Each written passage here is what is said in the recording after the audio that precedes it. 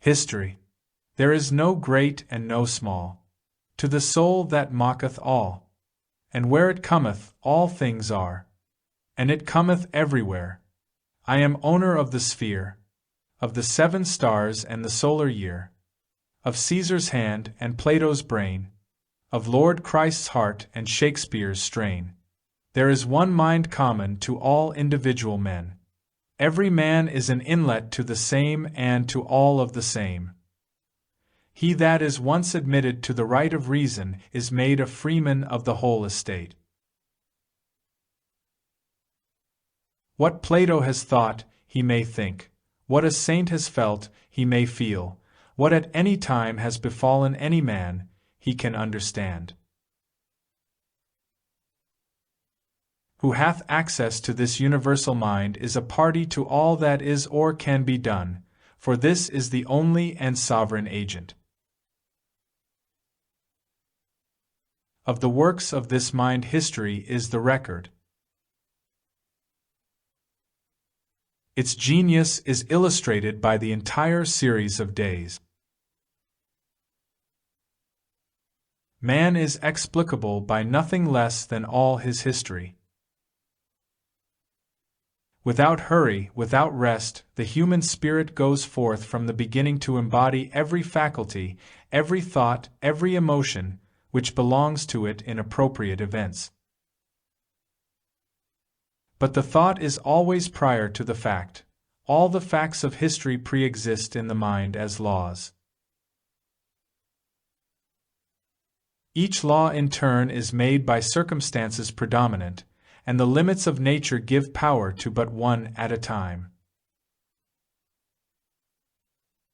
A man is the whole encyclopedia of fact. The creation of 1,000 forests is in one acorn, and Egypt, Greece, Rome, Gaul, Britain, America lie folded already in the first man. Epoch after epoch, camp, kingdom, empire, republic, democracy are merely the application of his manifold spirit to the manifold world.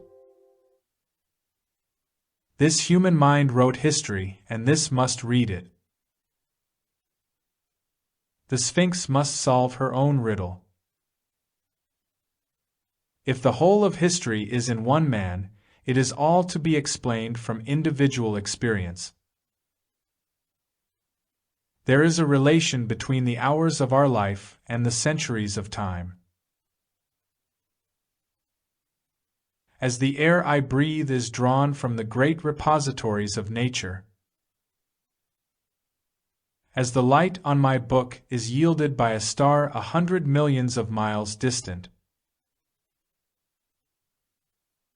as the poise of my body depends on the equilibrium of centrifugal and centripetal forces, so the hours should be instructed by the ages, and the ages explained by the hours.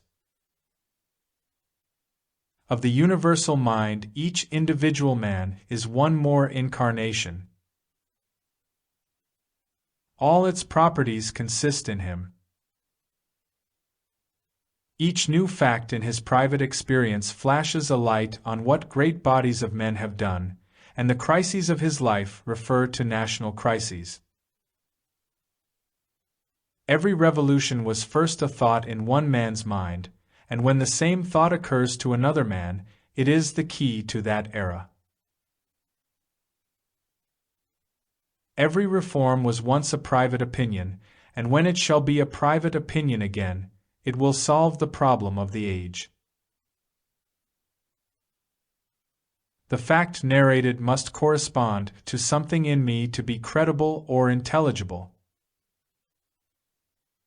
We as we read must become Greeks, Romans, Turks, priest and king, martyr and executioner, must fasten these images to some reality in our secret experience, or we shall learn nothing rightly.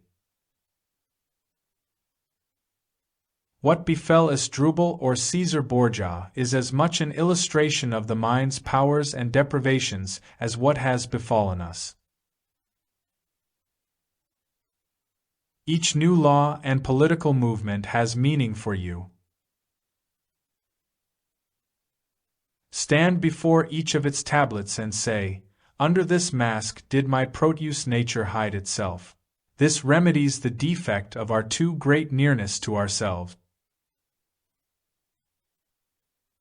This throws our actions into perspective. And as crabs, goats, scorpions, the balance, and the water pot lose their meanness when hung as signs in the zodiac, so I can see my own vices without heat in the distant persons of Solomon, Alcibiades, and Catiline. It is the universal nature which gives worth to particular men and things. Human life as containing this is mysterious and inviolable, and we hedge it round with penalties and laws. All laws derive hence their ultimate reason, all express more or less distinctly some command of this supreme, illimitable essence. Property also holds of the soul, covers great spiritual facts, and instinctively we at first hold to it with swords and laws, and wide and complex combinations.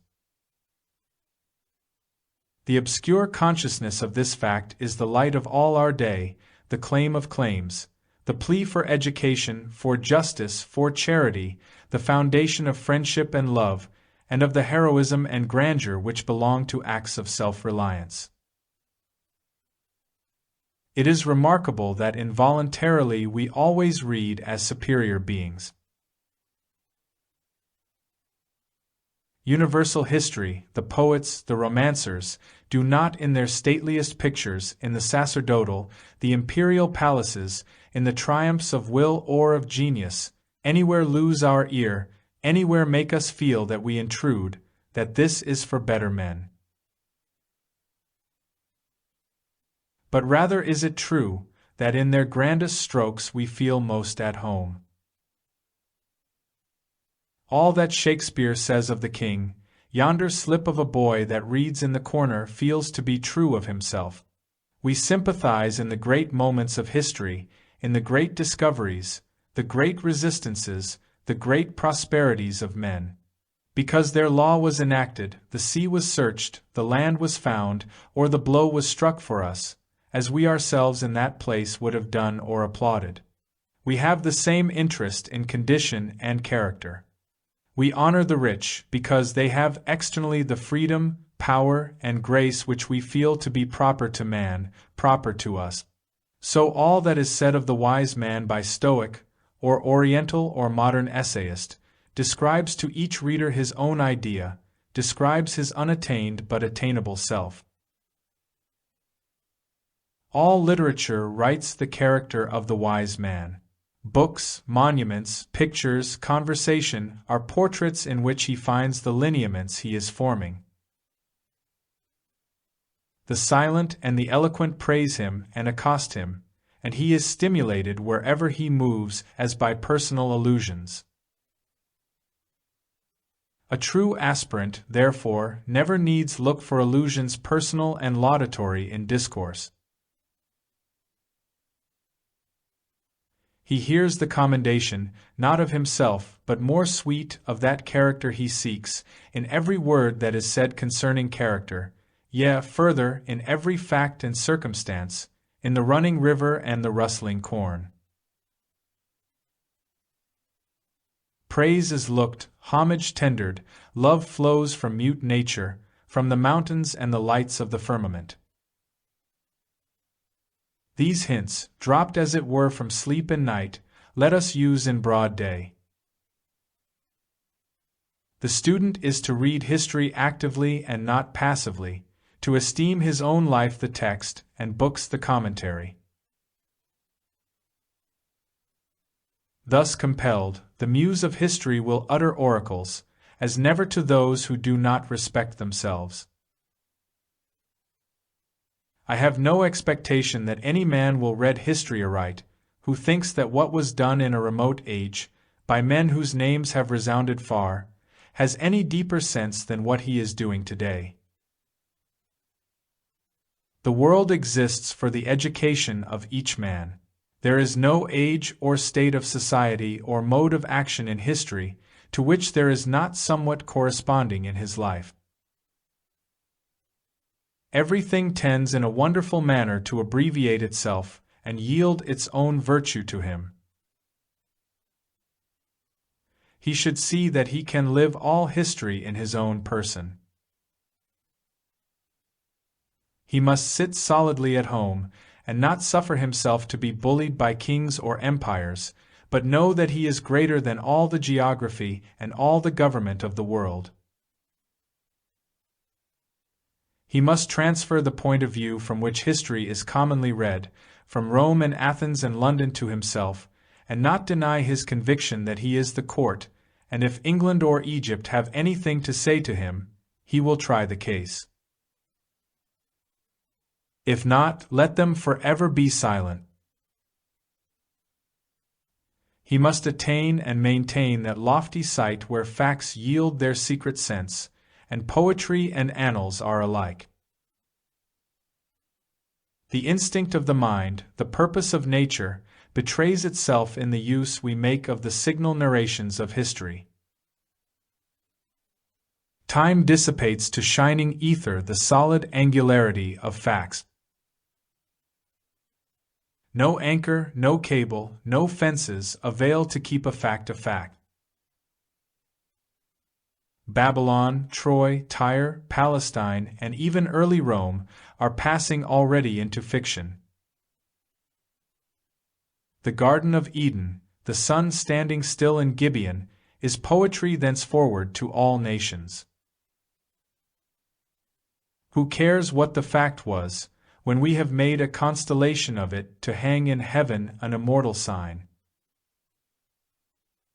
London and Paris and New York must go the same way. What is history, said Napoleon, but a fable agreed upon? This life of ours is stuck round with Egypt, Greece, Gaul, England, war, colonization, church, court, and commerce, as with so many flowers and wild ornaments grave and gay. I will not make more account of them. I believe in eternity. I can find Greece, Asia, Italy, Spain, and the islands, the genius and creative principle of each and of all eras in my own mind. We are always coming up with the emphatic facts of history in our private experience, and verifying them here. All history becomes subjective. In other words, there is properly no history, only biography. Every mind must know the whole lesson for itself, must go over the whole ground. What it does not see, what it does not live, it will not know. What the former age has epitomized into a formula or rule for manipular convenience, it will lose all the good of verifying for itself, by means of the wall of that rule. Somewhere, sometime, it will demand and find compensation for that loss by doing the work itself. Ferguson discovered many things in astronomy which had long been known. The better for him. History must be this or it is nothing. Every law which the state enacts indicates a fact in human nature, that is all.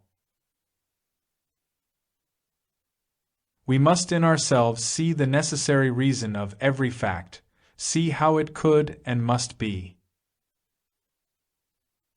So stand before every public and private work. Before an oration of Burke, before a victory of Napoleon, before a martyrdom of Sir Thomas More, of Sidney, of Marmaduke Robinson, before a French reign of terror, and a Salem hanging of witches, before a fanatic revival, and the animal magnetism in Paris or in Providence. We assume that we under like influence should be alike affected, and should achieve the like, and we aim to master intellectually the steps, and reach the same height or the same degradation that our proxy has done. All inquiry into antiquity, all curiosity respecting the pyramids, the excavated cities, Stonehenge, the Ohio circles, Mexico, Memphis, is the desire to do away this wild, savage, and preposterous there or then, and introduce in its place the here and the now. Belzoni digs and measures in the mummy pits and pyramids of Thebes, until he can see the end of the difference between the monstrous work and himself. When he has satisfied himself, in general and in detail, that it was made by such a person as he, so armed and so motived, and to ends to which he himself should also have worked, the problem is solved. His thought lives along the whole line of temples and sphinxes and catacombs, passes through them all with satisfaction, and they live again to the mind, or are now. A Gothic cathedral affirms that it was done by us, and not done by us. Surely it was by man, but we find it not in our man. But we apply ourselves to the history of its production. We put ourselves into the place and state of the builder. We remember the forest dwellers, the first temples, the adherence to the first type, and the decoration of it as the wealth of the nation increased. The value which is given to wood by carving led to the carving over the whole mountain of stone of a cathedral. When we have gone through this process, and added thereto the Catholic Church, its cross, its music, its processions, its saints' days and image worship, we have, as it were, been the man that made the minster, we have seen how it could and must be. We have the sufficient reason. The difference between men is in their principle of association. Some men classify objects by color and size and other accidents of appearance, others by intrinsic likeness or by the relation of cause and effect. The progress of the intellect is to the clearer vision of causes, which neglects surface differences. To the poet, to the philosopher, to the saint, all things are friendly and sacred, all events profitable, all days holy, all men divine. For the eye is fastened on the life, and slights the circumstance. Every chemical substance, every plant, every animal in its growth, teaches the unity of cause, the variety of appearance. Upborne and surrounded as we are by this all-creating nature, soft and fluid as a cloud or the air, why should we be such hard pedants and magnify a few forms? Why should we make account of time, or of magnitude, or of figure? The soul knows them not, and genius, obeying its law, knows how to play with them as a young child plays with graybeards and in churches. Genius studies the causal thought, and, far back in the womb of things, sees the rays parting from one orb, that diverge ere they fall by infinite diameters. Genius watches the monad through all his masks as he performs the metempsychosis of nature. Genius detects through the fly, through the caterpillar, through the grub, through the egg, the constant individual. Through countless individuals, the fixed species, through many species, the genus, through all genera, the steadfast type, through all the kingdoms of organized life, the eternal unity. Nature is a mutable cloud, which is always and never the same. She casts the same thought into troops of forms, as a poet makes 20 fables with one moral. Through the bruteness and toughness of matter, a subtle spirit bends all things to its own will. The adamant streams into soft but precise form before it, and, whilst I look at it, its outline and texture are changed again. Nothing is so fleeting as form, yet never does it quite deny itself. In man we still trace the remains or hints of all that we esteem badges of servitude in the lower races. Yet in him they enhance his nobleness and grace. As Io, in Aeschylus, transformed to a cow, offends the imagination, but how changed, when as Isis in Egypt she meets Osiris Jove, a beautiful woman, with nothing of the metamorphosis left but the lunar horns as the splendid ornament of her brows. The identity of history is equally intrinsic, the diversity equally obvious. There is at the surface infinite variety of things, at the center there is simplicity of cause. How many are the acts of one man in which we recognize the same character? Observe the sources of our information in respect to the Greek genius. We have the civil history of that people, as Herodotus, Thucydides, Xenophon, and Plutarch have given it, a very sufficient account of what manner of persons they were, and what they did. We have the same national mind expressed for us again in their literature, in epic and lyric poems, drama, and philosophy, a very complete form. Then we have it once more in their architecture, a beauty as of temperance itself, limited to the straight line and the square, a builded geometry. Then we have it once again in sculpture, the tongue on the balance of expression, a multitude of forms in the utmost freedom of action, and never transgressing the ideal serenity. Like votaries performing some religious dance before the gods, and, though in convulsive pain or mortal combat, never daring to break the figure and decorum of their dance. Thus, of the genius of one remarkable people, we have a fourfold representation, and to the senses what more unlike than an ode of Pindar, a marble centaur, the peristyle of the Parthenon, and the last actions of Phocion? Every one must have observed faces and forms which, without any resembling feature, make a like impression on the beholder.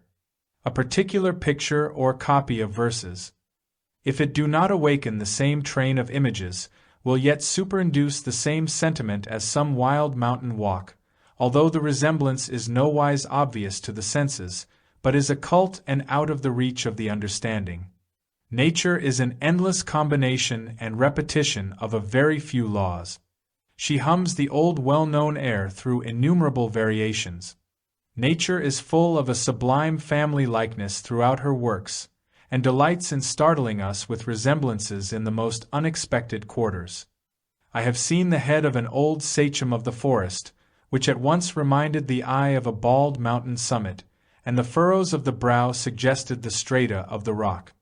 There are men whose manners have the same essential splendor as the simple and awful sculpture on the friezes of the Parthenon, and the remains of the earliest Greek art.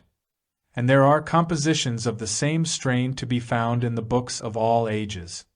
What is Guido's Rospigliosi Aurora but a morning thought, as the horses in it are only a morning cloud? If any one will but take pains to observe the variety of actions to which he is equally inclined in certain moods of mind, and those to which he is averse, he will see how deep is the chain of affinity.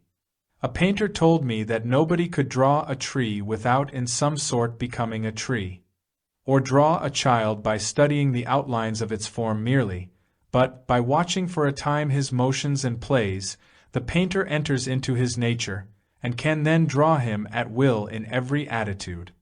So Roos entered into the inmost nature of a sheep. I knew a draftsman employed in a public survey, who found that he could not sketch the rocks until their geological structure was first explained to him. In a certain state of thought is the common origin of very diverse work.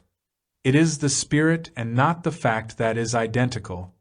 By a deeper apprehension, and not primarily by a painful acquisition of many manual skills, the artist attains the power of awakening other souls to a given activity. It has been said that common souls pay with what they do, nobler souls with that which they are. And why? Because a profound nature awakens in us by its actions and words, by its very looks and manners, the same power and beauty that a gallery of sculpture or of pictures addresses. Civil and natural history, the history of art and of literature, must be explained from individual history, or must remain words. There is nothing but is related to us, nothing that does not interest us. Kingdom, college, tree, horse, or iron shoe, the roots of all things are in man. Santa Croce and the dome of St. Peter's are lame copies after a divine model. Strasbourg Cathedral is a material counterpart of the soul of Erwin of Steinbach. The true poem is the poet's mind, the true ship is the shipbuilder. In the man, could we lay him open, we should see the reason for the last flourish and tendril of his work, as every spine and tint in the seashell pre-exist in the secreting organs of the fish. The whole of heraldry and of chivalry is in courtesy. A man of fine manners shall pronounce your name with all the ornament that titles of nobility could ever add. The trivial experience of every day is always verifying some old prediction to us, and converting into things the words and signs which we had heard and seen without heed. A lady, with whom I was riding in the forest, said to me that the woods always seemed to her to wait, as if the genii who inhabit them suspended their deeds until the wayfarer has passed onward. A thought which poetry has celebrated in the dance of the fairies, which breaks off on the approach of human feet. The man who has seen the rising moon break out of the clouds at midnight has been present like an archangel at the creation of light and of the world. I remember one summer day, in the fields, my companion pointed out to me a broad cloud, which might extend 1/4 mile parallel to the horizon, quite accurately in the form of a cherub as painted over churches, a round block in the center, which it was easy to animate with eyes and mouth, supported on either side by wide-stretched symmetrical wings. What appears once in the atmosphere may appear often, and it was undoubtedly the archetype of that familiar ornament. I have seen in the sky a chain of summer lightning, which at once showed to me that the Greeks drew from nature when they painted the thunderbolt in the hand of Jove. I have seen a snowdrift along the sides of the stone wall, which obviously gave the idea of the common architectural scroll to abut a tower. By surrounding ourselves with the original circumstances, we invent anew the orders and the ornaments of architecture, as we see how each people merely decorated its primitive abode. The Doric temple preserves the semblance of the wooden cabin in which the Dorian dwelt. The Chinese pagoda is plainly a Tartar tent. The Indian and Egyptian temples still betray the mounds and subterranean houses of their forefathers. The custom of making houses and tombs in the living rock, says Heron, in his researches on the Ethiopians, determined very naturally the principal character of the Nubian Egyptian architecture to the colossal form which it assumed. In these caverns, already prepared by nature, the eye was accustomed to dwell on huge shapes and masses, so that, when art came to the assistance of nature, it could not move on a small scale without degrading itself. What would statues of the usual size, or neat porches and wings, have been, associated with those gigantic halls before which only colossi could sit as watchmen or lean on the pillars of the interior?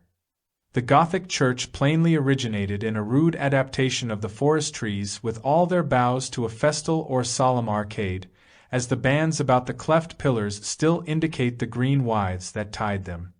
No one can walk in a road cut through pine woods without being struck with the architectural appearance of the grove, especially in winter, when the barrenness of all other trees shows the low arch of the Saxons.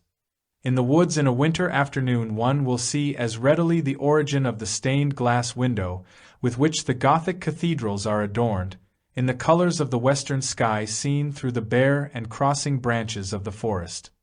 Nor can any lover of nature enter the old piles of Oxford and the English cathedrals without feeling that the forest overpowered the mind of the builder, and that his chisel, his saw and plane still reproduced its ferns, its spikes of flowers, its locust, elm, oak, pine, fir, and spruce. The Gothic cathedral is a blossoming in stone subdued by the insatiable demand of harmony in man. The mountain of granite blooms into an eternal flower with the lightness and delicate finish, as well as the aerial proportions and perspective, of vegetable beauty. In like manner, all public facts are to be individualized, all private facts are to be generalized. Then at once history becomes fluid and true, and biography deep and sublime. As the Persian imitated in the slender shafts and capitals of his architecture the stem and flower of the lotus and palm, so the Persian court in its magnificent era never gave over the nomadism of its barbarous tribes, but traveled from Ecbatana, where the spring was spent, to Susa in summer, and to Babylon for the winter. In the early history of Asia and Africa, nomadism and agriculture are the two antagonist facts. The geography of Asia and of Africa necessitated a nomadic life, but the nomads were the terror of all those whom the soil, or the advantages of a market, had induced to build towns. Agriculture, therefore, was a religious injunction, because of the perils of the state from nomadism. And in these late and civil countries of England and America, these propensities still fight out the old battle in the nation and in the individual. The nomads of Africa were constrained to wander by the attacks of the gadfly, which drives the cattle mad, and so compels the tribe to emigrate in the rainy season, and to drive off the cattle to the higher sandy regions. The nomads of Asia follow the pasturage from month to month. In America and Europe, the nomadism is of trade and curiosity, a progress, certainly, from the gadfly of Astaboras to the Anglo and Italomania of Boston Bay. Sacred cities, to which a periodical religious pilgrimage was enjoined, or stringent laws and customs, tending to invigorate the national bond, were the check on the old rovers. And the cumulative values of long residence are the restraints on the itineracy of the present day. The antagonism of the two tendencies is not less active in individuals, as the love of adventure or the love of repose happens to predominate.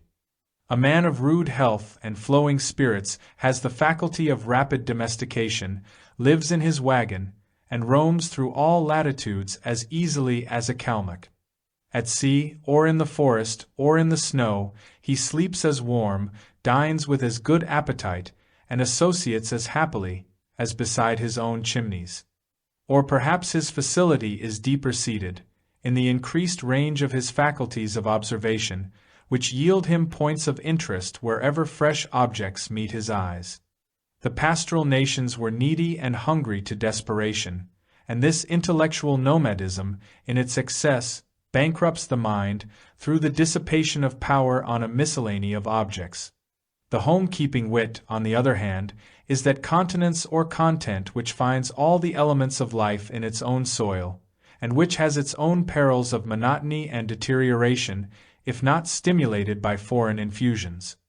Everything the individual sees without him corresponds to his states of mind, and everything is in turn intelligible to him, as his onward thinking leads him into the truth to which that fact or series belongs.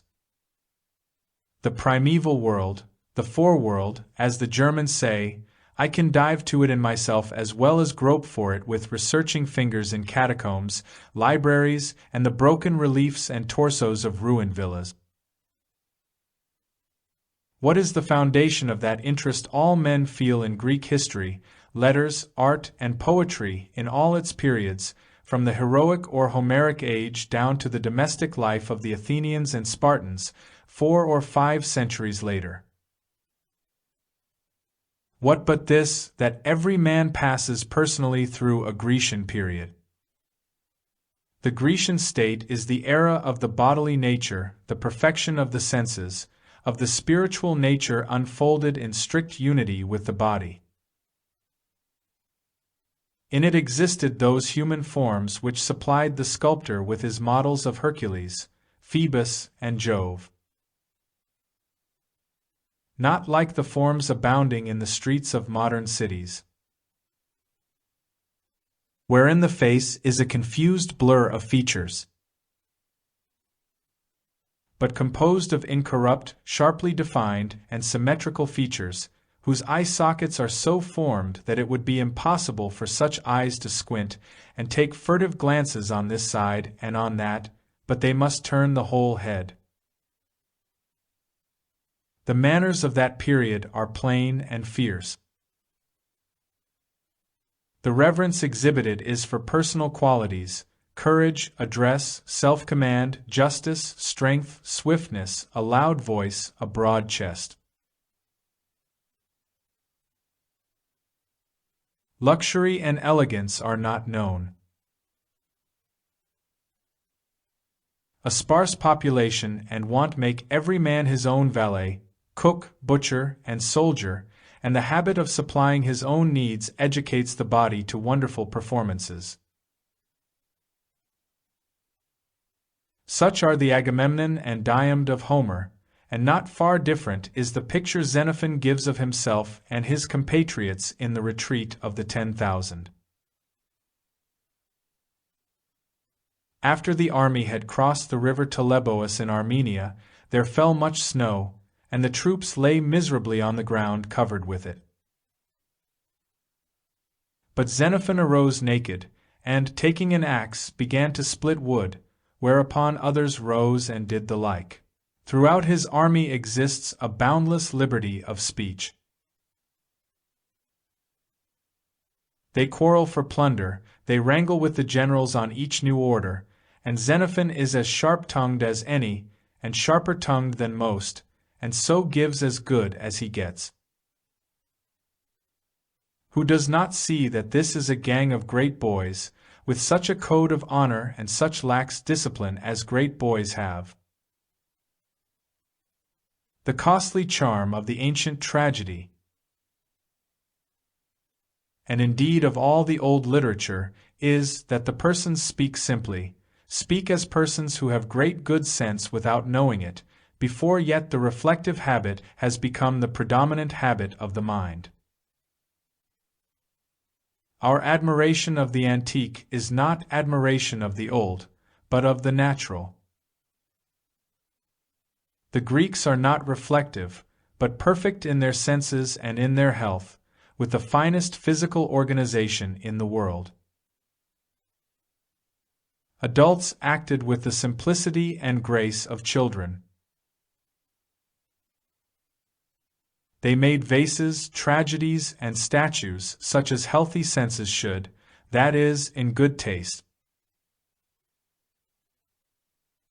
Such things have continued to be made in all ages, and are now, wherever a healthy physique exists, but, as a class, from their superior organization, they have surpassed all. They combine the energy of manhood with the engaging unconsciousness of childhood. The attraction of these manners is that they belong to man, and are known to every man in virtue of his being once a child, besides that there are always individuals who retain these characteristics. A person of childlike genius and inborn energy is still a Greek, and revives our love of the muse of Hellas. I admire the love of nature in the Philoctetes. In reading those fine apostrophes to sleep, to the stars, rocks, mountains, and waves, I feel time passing away as an ebbing sea. I feel the eternity of man, the identity of his thought. The Greek had, it seems, the same fellow beings as I. The sun and moon, water and fire, met his heart precisely as they meet mine. Then the vaunted distinction between Greek and English, between classic and romantic schools, seems superficial and pedantic. When a thought of Plato becomes a thought to me, when a truth that fired the soul of Pindar fires mine, time is no more. When I feel that we two meet in a perception, that our two souls are tinged with the same hue, and do, as it were, run into one, why should I measure degrees of latitude? Why should I count Egyptian years? The student interprets the age of chivalry by his own age of chivalry, and the days of maritime adventure and circumnavigation by quite parallel miniature experiences of his own. To the sacred history of the world, he has the same key. When the voice of a prophet out of the deeps of antiquity merely echoes to him a sentiment of his infancy, a prayer of his youth, he then pierces to the truth through all the confusion of tradition and the caricature of institutions. Rare, extravagant spirits come by us at intervals, who disclose to us new facts in nature. I see that men of God have, from time to time, walked among men and made their commission felt in the heart and soul of the commonest hearer. Hence, evidently, the tripod, the priest, the priestess inspired by the divine afflatus. Jesus astonishes and overpowers sensual people. They cannot unite him to history or reconcile him with themselves. As they come to revere their intuitions and aspire to live holily, their own piety explains every fact, every word. How easily these old worships of Moses, of Zoroaster, of Menu, of Socrates, domesticate themselves in the mind. I cannot find any antiquity in them. They are mine as much as theirs. I have seen the first monks and anchorets without crossing seas or centuries. More than once some individual has appeared to me with such negligence of labor and such commanding contemplation. A haughty beneficiary, begging in the name of God, as made good to the 19th century Simeon the Stylite, the Thebais, and the first Capetians. The priestcraft of the East and West, of the Magian, Brahmin, Druid, and Inca, is expounded in the individual's private life.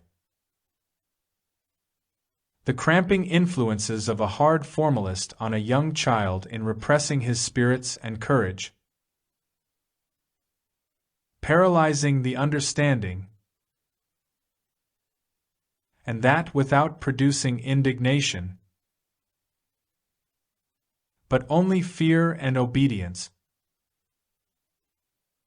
and even much sympathy with the tyranny, is a familiar fact explained to the child when he becomes a man, only by seeing that the oppressor of his youth is himself a child tyrannized over by those names and words and forms, of whose influence he was merely the organ to the youth. The fact teaches him how Belus was worshipped, and how the pyramids were built, better than the discovery by Champollion of the names of all the workmen and the cost of every tile. He finds Assyria and the mounds of Cholula at his door, and himself has laid the courses. Again, in that protest which each considerate person makes against the superstition of his times, he repeats step for step the part of old reformers, and in the search after truth finds like them new perils to virtue. He learns again what moral vigor is needed to supply the girdle of a superstition. A great licentiousness treads on the heels of a reformation. How many times in the history of the world has the Luther of the day had to lament the decay of piety in his own household? "Doctor," said his wife to Martin Luther one day, "how is it that, whilst subject to papacy, we prayed so often and with such fervor, whilst now we pray with the utmost coldness and very seldom? The advancing man discovers how deep a property he has in literature, in all fable as well as in all history. He finds that the poet was no odd fellow who described strange and impossible situations, but that universal man wrote by his pen a confession true for one and true for all. His own secret biography he finds in lines wonderfully intelligible to him, dotted down before he was born. One after another he comes up in his private adventures with every fable of Aesop, of Homer, of Hafiz, of Ariosto, of Chaucer, of Scott, and verifies them with his own head and hands. The beautiful fables of the Greeks, being proper creations of the imagination and not of the fancy, are universal verities. What a range of meanings and what perpetual pertinence has the story of Prometheus! Beside its primary value as the first chapter of the history of Europe, the mythology thinly veiling authentic facts, the invention of the mechanic arts, and the migration of colonies, it gives the history of religion with some closeness to the faith of later ages. Prometheus is the Jesus of the old mythology. He is the friend of man, stands between the unjust justice of the eternal Father and the race of mortals, and readily suffers all things on their account. But where it departs from the Calvinistic Christianity, and exhibits him as the deifier of Jove, it represents a state of mind which readily appears wherever the doctrine of theism is taught in a crude, objective form, and which seems the self-defense of man against this untruth, namely, a discontent with the believed fact that a God exists, and a feeling that the obligation of reverence is onerous.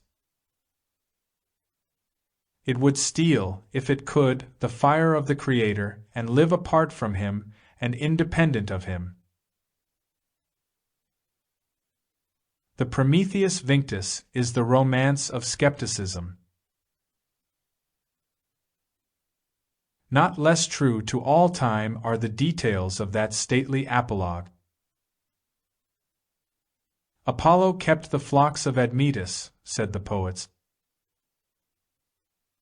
When the gods come among men, they are not known. Jesus was not, Socrates and Shakespeare were not. Antaeus was suffocated by the gripe of Hercules, but every time he touched his mother earth, his strength was renewed. Man is the broken giant, and, in all his weakness, both his body and his mind are invigorated by habits of conversation with nature. The power of music, the power of poetry to unfix, and, as it were, clap wings to solid nature, interprets the riddle of Orpheus. The philosophical perception of identity through endless mutations of form makes him know the Proteus. What else am I who laughed or wept yesterday, who slept last night like a corpse, and this morning stood and ran? And what see I on any side but the transmigrations of Proteus? I can symbolize my thought by using the name of any creature, of any fact, because every creature is man agent or patient. Tantalus is but a name for you and me. Tantalus means the impossibility of drinking the waters of thought which are always gleaming and waving within sight of the soul. The transmigration of souls is no fable. I would it were, but men and women are only half human. Every animal of the barnyard, the field, and the forest, of the earth and of the waters that are under the earth, has contrived to get a footing and to leave the print of its features and form in some one or other of these upright, heaven-facing speakers. Brother, stop the ebb of thy soul, ebbing downward into the forms into whose habits thou hast now for many years slid. As near and proper to us is also that old fable of the Sphinx, who was said to sit in the roadside and put riddles to every passenger. If the man could not answer, she swallowed him alive. If he could solve the riddle, the Sphinx was slain. What is our life but an endless flight of winged facts or events? In splendid variety these changes come, all putting questions to the human spirit. Those men who cannot answer by a superior wisdom these facts or questions of time, serve them. Facts encumber them, tyrannize over them, and make the men of routine the men of sense, in whom a literal obedience to facts has extinguished every spark of that light by which man is truly man. But if the man is true to his better instincts or sentiments, and refuses the dominion of facts, as one that comes of a higher race, remains fast by the soul and sees the principle, then the facts fall aptly and supple into their places. They know their master, and the meanest of them glorifies him. See in Goethe's Helena the same desire that every word should be a thing. These figures, he would say, these Chirons, Griffins, Phorkias, Helen, and Leda are somewhat and do exert a specific influence on the mind. So far then are they eternal entities, as real today as in the first Olympiad. Much revolving them, he writes out freely his humor, and gives them body to his own imagination.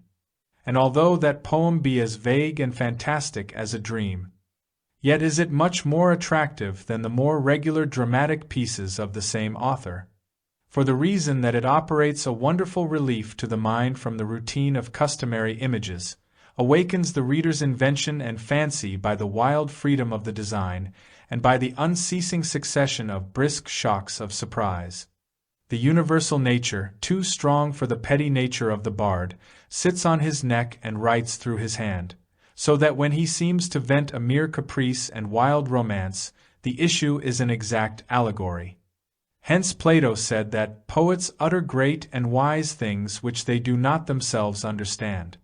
All the fictions of the Middle Age explain themselves as a masked or frolic expression of that which in grave earnest the mind of that period toiled to achieve. Magic, and all that is ascribed to it, is a deep presentiment of the powers of science. The shoes of swiftness, the sword of sharpness, the power of subduing the elements, of using the secret virtues of minerals, of understanding the voices of birds, are the obscure efforts of the mind in a right direction. The preternatural prowess of the hero, the gift of perpetual youth, and the like, are alike the endeavor of the human spirit, to bend the shows of things to the desires of the mind. In Perceforest and Amadis de Gaul, a garland and a rose bloom on the head of her who is faithful, and fade on the brow of the inconstant. In the story of the boy and the mantle, even a mature reader may be surprised with a glow of virtuous pleasure at the triumph of the gentle Jeanlas. And, indeed, all the postulates of elfin Anats, that the fairies do not like to be named, that their gifts are capricious and not to be trusted, that who seeks a treasure must not speak, and the heek, I find true in Concord, however they might be in Cornwall or Bretagne. Is it otherwise in the newest romance? I read The Bride of Lammermoor. Sir William Ashton is a mask for a vulgar temptation, Ravenswood Castle a fine name for proud poverty, and the foreign mission of state only a Bunyan disguise for honest industry. We may all shoot a wild bull that would toss the good and beautiful by fighting down the unjust and sensual. Lucy Ashton is another name for fidelity, which is always beautiful and always liable to calamity in this world. But along with the civil and metaphysical history of man, another history goes daily forward, that of the external world, in which he is not less strictly implicated. He is the compend of time. He is also the correlative of nature. His power consists in the multitude of his affinities, in the fact that his life is intertwined with the whole chain of organic and inorganic being. In old Rome, the public roads beginning at the Forum proceeded north, south, east, west, to the center of every province of the empire, making each market town of Persia, Spain, and Britain pervious to the soldiers of the capital. So out of the human heart go, as it were, highways to the heart of every object in nature, to reduce it under the dominion of man. A man is a bundle of relations, a knot of roots, whose flower and fruitage is the world. His faculties refer to natures out of him, and predict the world he is to inhabit, as the fins of the fish foreshow that water exists, or the wings of an eagle in the egg presuppose air. He cannot live without a world. Put Napoleon in an island prison, let his faculties find no men to act on, no Alps to climb, no stake to play for, and he would beat the air and appear stupid. Transport him to large countries, dense population, complex interests, and antagonist power, and you shall see that the man Napoleon, bounded, that is, by such a profile and outline, is not the virtual Napoleon. This is but Talbot's shadow. His substance is not here. For what you see is but the smallest part, and least proportion of humanity. But were the whole frame here, it is of such a spacious, lofty pitch, your roof were not sufficient to contain it. Henry VI. Columbus needs a planet to shape his course upon.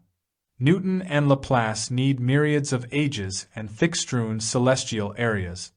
One may say a gravitating solar system is already prophesied in the nature of Newton's mind. Not less does the brain of Davy or of Gay-Lussac, from childhood exploring the affinities and repulsions of particles, anticipate the laws of organization. Does not the eye of the human embryo predict the light?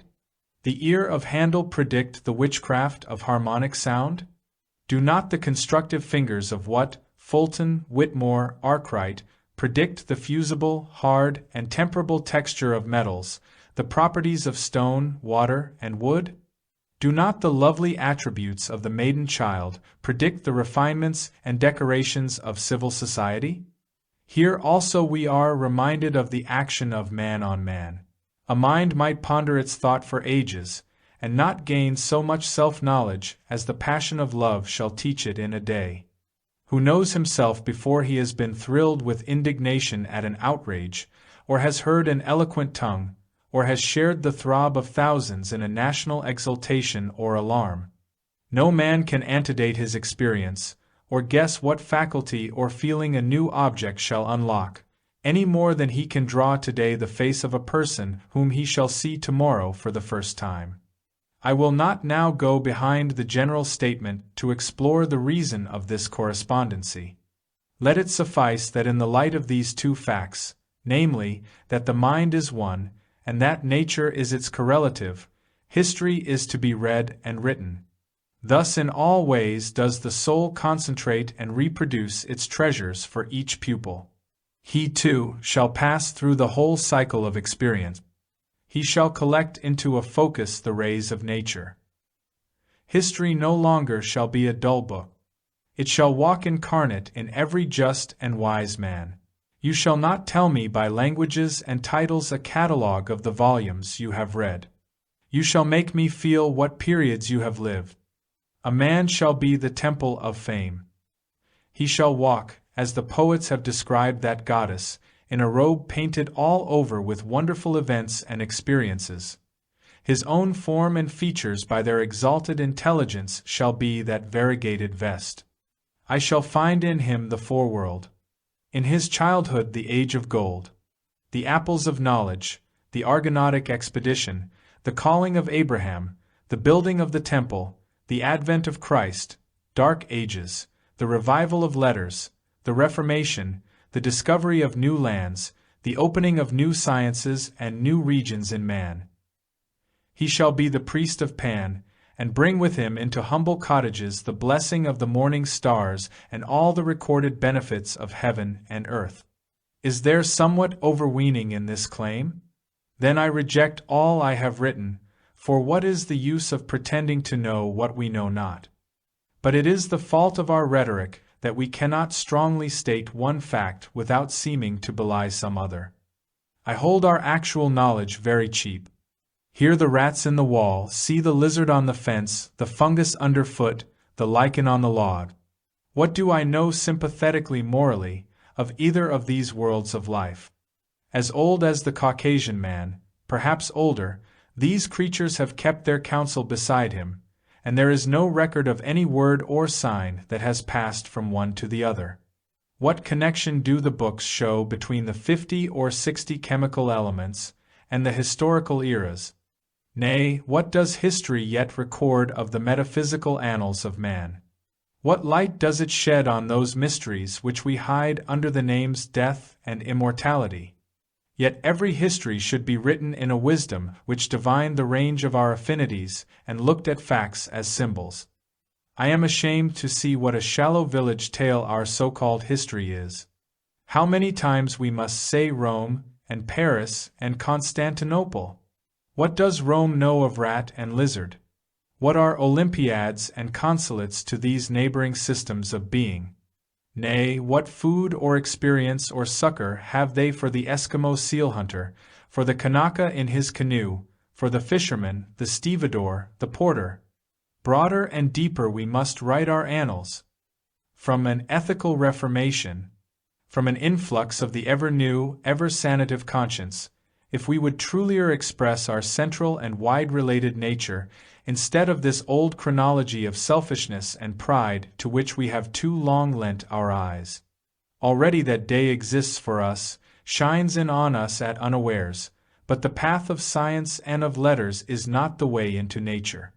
The idiot, the Indian, the child, and unschooled farmer's boy stand nearer to the light by which nature is to be read, than the dissector or the antiquary.